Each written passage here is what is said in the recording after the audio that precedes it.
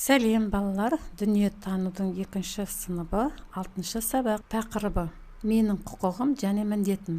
Қандай міндеттерім барын білесің, жауапкершіліктің қандай болатын оқып үйренесің. Тірек сөздер: мемлекет, азамат. Бұл екінші бөлімде сенің білетінің. Құқық пен жауапкершілік туралы білесің. Қоғам үшін еңбек ететін адамдар жайлы оқып үйренесің.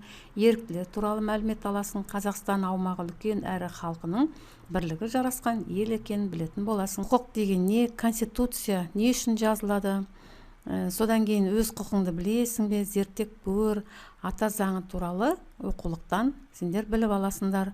Ал енді біз осы оқулықтағы сұрақтарға жауап береміз. Өз құқықтарының орындауы туралы қорытынды жаса. Мен барлық құқықтарымды толықтай орындап жүрмін. Басқа адамдардың құқықтарын құрметтеу керек. Құқық болған жерде міндет пен жауапкершілік те болады. Оларды орындау менің азаматтық борышым. Себебі өз елімде емін-еркін өмір сүріп, тегін білім аламын. Елімде барлық жағдай жасалған. Сен тағы қандай міндеттерің бар? Мысалдар келтір. Азаматтардың конституциялық міндеті республиканың сақтаудан, оның өзіне жүктелген міндетті орындаудан тұрады. Азаматтардың конституциялық міндетінің бірі басқа адамдар құқығын, бостандығын, намысы мен қадірін құрметтеуден тұрады. Мысалы, салық, налог. Салық төлеушілерден міндетті түрде жиналып алынатын қаражат, төленетін салықтың мөлшерін және оны жинау ережесін Қазақстан Республикасының парламенті белгілейді және оған өзгерістер енгізе алады. Ал енді өз ісіңе жауапкершілігін қарау дегенді қалай түсінесің?